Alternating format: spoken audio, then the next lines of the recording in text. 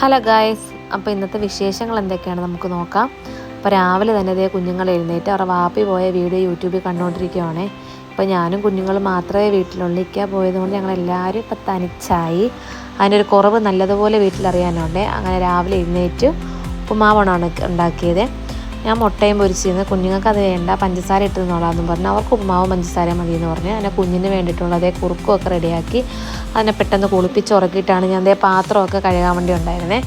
ഒരുപാട് പാത്രം ഉണ്ടായിരുന്നു കഴുകാൻ. അങ്ങനെ പാത്രമൊക്കെ എഴുതി വെച്ചിട്ട് വേണം ഇനി അടുത്ത പണി നോക്കാൻ.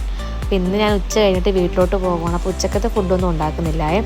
അങ്ങനെ അതേ അടുക്കളയൊക്കെ ഒന്ന് ക്ലീൻ ചെയ്തിട്ടാണ് അടുത്ത പരിപാടി.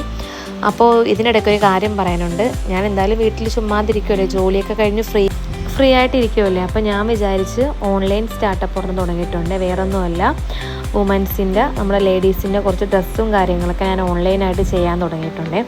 അപ്പോൾ അതുകൂടി നിങ്ങൾക്ക് ഇതിനിടയ്ക്ക് പറയണമെന്ന് എനിക്ക് തോന്നി.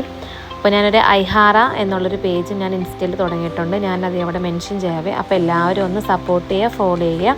അപ്പോൾ പുതിയ കളക്ഷൻസൊക്കെ ആയിട്ട് ഞാൻ നിങ്ങളുടെ മുന്നിലേക്ക് വരുന്നതാണ്.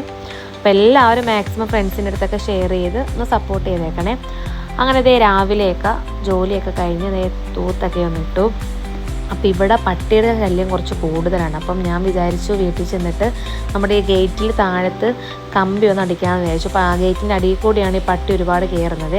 എനിക്ക് തോന്നുന്നു 2-3 പട്ടിയാണ് സ്ഥിരം കയറുന്നത്, ബാക്കിയുള്ളതിനൊന്നും കയറാൻ പറ്റത്തില്ല. അങ്ങനെ ഞാൻ നോക്കിയപ്പോഴത്തേക്കും ചെറിയ ആൾ ഉറക്കത്തിന് എഴുന്നേറ്റ് ഇരിക്കുവാണെ. കരഞ്ഞത് കൊണ്ട് ഭാഗ്യം, അല്ലെങ്കിൽ കട്ടിലിൽ നിന്ന് വീണ ഇപ്പോൾ അടങ്ങിയിരിക്കുന്നില്ല. അങ്ങനെ ഞാനും പെട്ടെന്ന് ഇതേ റെഡിയായി. അപ്പോൾ ഇതൊക്കെയാണ് ഡ്രസ്സ്. അപ്പോൾ ഈ ഡ്രസ്സൊക്കെ ഒന്ന് അടുക്കി ഒതുക്കിയൊക്കെ വെക്കണമായിരുന്നു. അപ്പോൾ അടുത്ത വീഡിയോയുമായി പിന്നെ വരാം. അപ്പോൾ ഓക്കെ, ബൈ.